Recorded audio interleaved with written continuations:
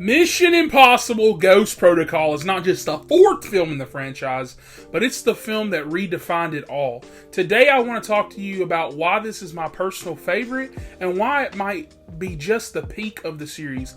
From jaw-dropping stunts to a full reset of the IMF team dynamic, Ghost Protocol is everything a spy thriller should be. Hell, I honestly think I should have wore a better shirt today. It's my God of War shirt that's faded.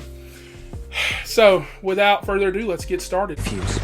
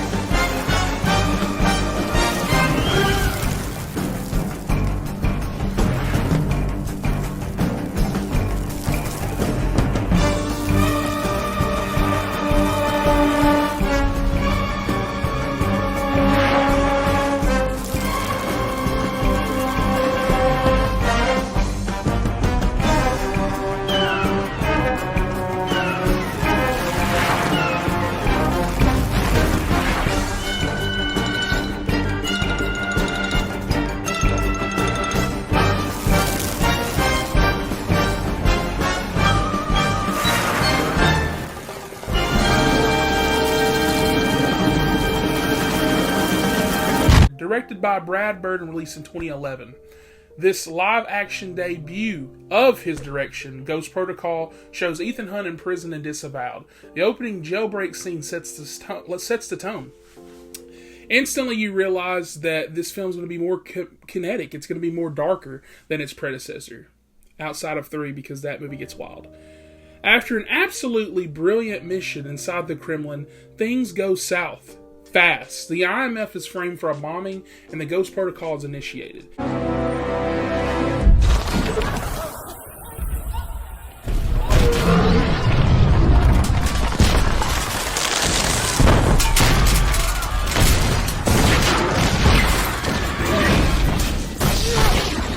Meaning no resources, no backup, and no official support. This raises the stakes like never before. The team has to work off-grid to prevent global nuclear war, and here's where this film shines, because every single character matters. This is the first Mission Impossible film that feels kind of like a true ensemble.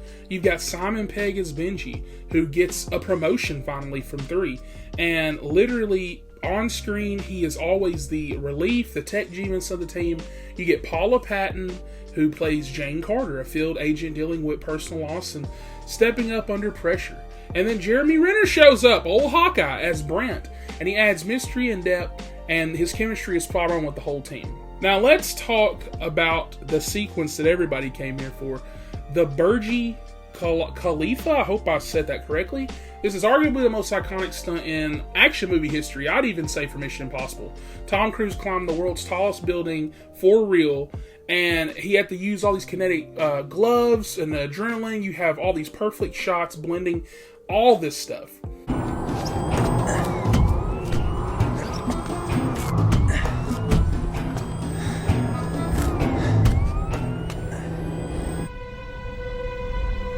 What the hell is that? Brad Bird stages this scene just like a masterclass in suspense. Ghost Protocol has something the others before it didn't master, and that's pace. The film rarely slows down, yet it's never overwhelming.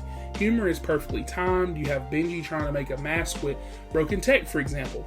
Brant reluctantly wearing magnet suits, or Jane throwing someone out of a window.